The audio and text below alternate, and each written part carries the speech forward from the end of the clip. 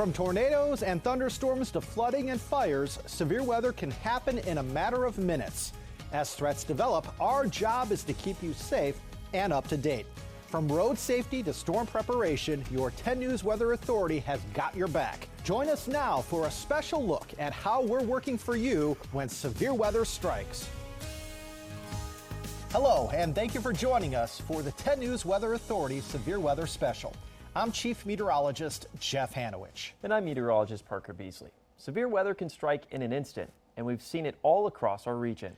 We promise to always keep you up to date on any severe weather threats, but with so many different events that can happen, it can help to actually have some context. I take a look at data stretching back to the year 2000 to explain how severe weather impacts us here at home. Severe weather season. When is it and what is it? We define severe weather season as the months from March to September. This is when over 85% of our severe weather events occur, such as severe thunderstorms, tornado warnings, and flash flooding. In the next couple of minutes, we'll go over data from the last 24 severe weather seasons. Severe thunderstorms. Usually we see about 250 warnings annually, but from March to September, we see over 240 severe thunderstorm warnings on average. The season by itself accounts for 96% of our annual warnings. Over the past 24 years, we've seen a peak in severe thunderstorms during the months of June, July, August, and September. Tornado warnings. Annually, there are about 19 issued from the Blacksburg National Weather Service office, 17 of which occur during severe weather season. Now, of course, there are outlying events like April of 2011 or even last September, where we recorded over 50 warnings in just a handful of days. Something to note about tornado warnings is that the average duration of them is roughly 30 minutes. Now, most of our tornado warnings occur in the month of April, May, and September, with a noticeable lull during the summer months.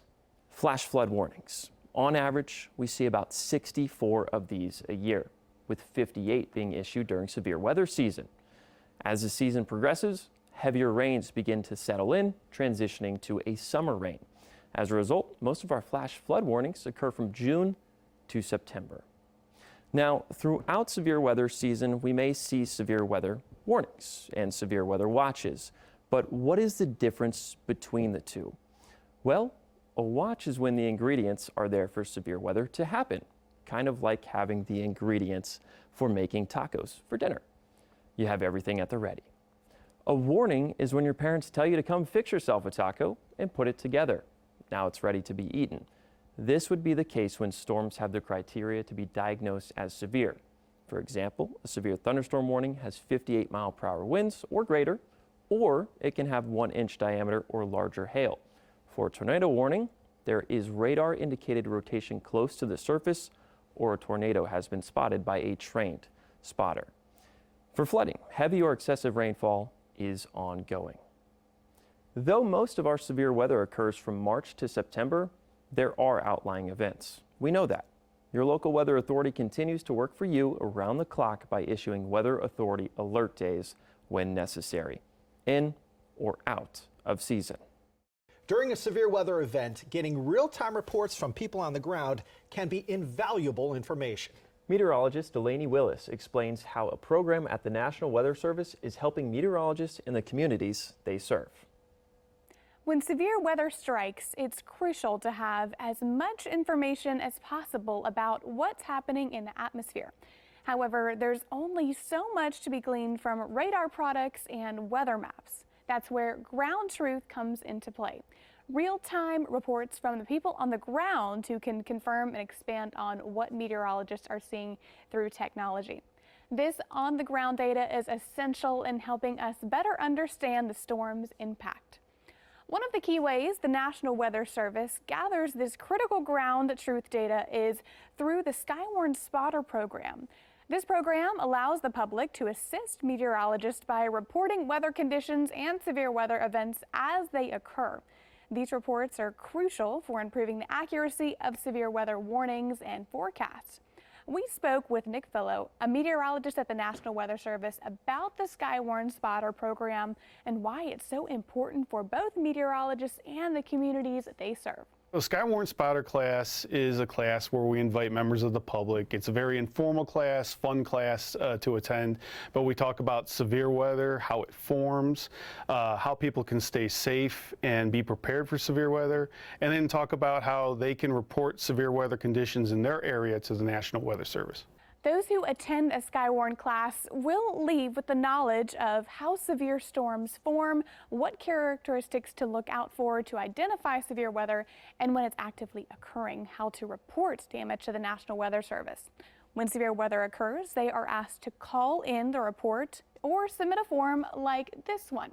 Meteorologist Nick Fillo tells us why this information is so important to both the National Weather Service but also to the surrounding community safety. When we are issuing our severe weather warnings, our forecasts, we can put more accurate information into those products so that people can be better prepared.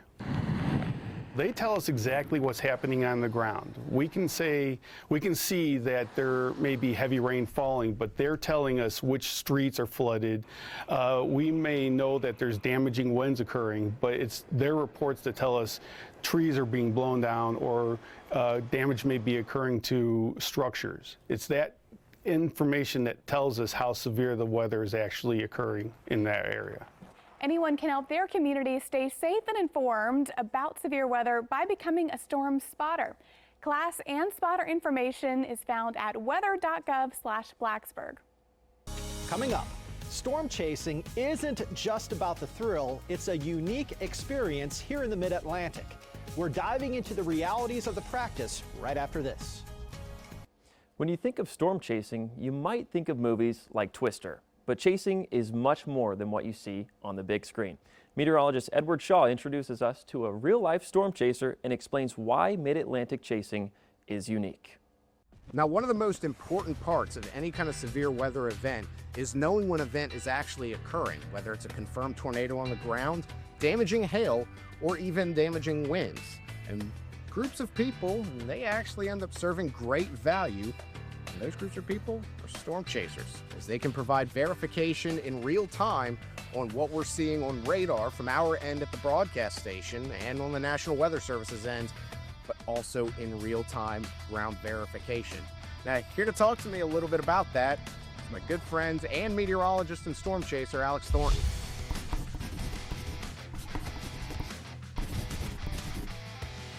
Joining Storm Cruiser and Travis Cruz and doing chases out west mostly, and that's where things really got going. And I found my interest in meteorology and storm chasing in general. Now, while most storm chasing takes place out in the Great Plains, it happens here locally too within the Mid-Atlantic. So I thought it would be a good idea to ask Alex about what some of the differences are between what we can see out west and what we see here at home. What are some of the benefits to storm chasers within the world of meteorology? So the biggest benefit's probably going to be how we're able to give and provide ground truth, whether it's to the National Weather Service who's providing the warnings or to broadcast meteorologists, just so you can give a visual with the warning that's being put out so the general public can actually see it. Because a lot of times the threat isn't really realized until you can actually see it. And we're able to do that by providing video, photos, or just calling in and giving a report. After discussing a little bit of what goes into storm chasing and how it differs within the Mid-Atlantic and the Great Plains, I figured it was time to hop in a storm chase vehicle and actually discuss what some of those things are that are critical to have for storm chasers. And certainly there's some interesting ones that not even I expected. Truly, everything can be done with a cell phone nowadays. It's got radar, you can get satellite, any weather data really. So cell phone is basically the big essential, but for areas that you're, out of cell phone range or don't have satellite feed, the ham radio, weather radio, and paper maps are gonna do it for you. What are some of the advantages of having an actual road atlas? Yeah, especially a lot of areas out west when there's a lot of dead zones. And in Virginia especially, we also have some in between the hill country and stuff like that. So there's a lot of back roads that you can find on these, and it's extremely helpful when you don't have service. While storm chasing is commonly viewed as a fun activity for meteorologists and most commonly associated with the Great Plains, It can still happen here within the Mid-Atlantic, with storm chasers providing valuable information to confirm when a tornado could be occurring. From Roanoke, Edward Shaw, 10 News. Coming up, there's a lot that goes into tracking severe weather as it's happening. We're breaking down some of the most common products we use and how they help keep you safe. There's a lot of technology we use during severe weather events, but there's rarely time to explain what these tools are and why we use them. Delaney Willis breaks down reflectivity and correlation coefficient and what they can show us. The most well-known radar product is reflectivity, and this product is a measure of how much energy is being reflected to the radar site. The radar transmits the signal and it bounces off precipitation in the atmosphere. When the signal returns to the radar site, the values that reflects the type and intensity of the precipitation change. Now, for example, if we see a large area of bright red or purple on the radar, that means there's a lot of precipitation and we might be dealing with a dangerous storm. In severe weather, like a tornado or a hailstorm, reflectivity can help us spot areas where large hail or intense rainfall is occurring. Now, while reflectivity can show us the warning signs of heavier precip, products such as correlation coefficient or a CC value, that can tell us about the type of object that is in the atmosphere. So on a normal day, correlation coefficient shows a uniform color. Now this shows us that everything that is in the sky, it should be there. However, when there is a significant drop in that CC value, the radar beam is detecting something that's in the atmosphere that isn't necessarily precipitation. Now this often can be debris that's being lofted in the atmosphere by a tornado on the ground. Still ahead, physical landforms can impact severe weather events like tornadoes. But does the geography we live in really keep us safe? Find out next. It's been thought that mountains, like our Blue Ridge Mountains, can lessen the effects of some severe weather events. But has that thought changed over the years? I wanted to see just how mountains and tornadoes can interact. Mountains break apart thunderstorms. Mountains protect us from tornadoes. Many years ago, that's exactly what I was taught. But is all that still true? In a word, no, not anymore.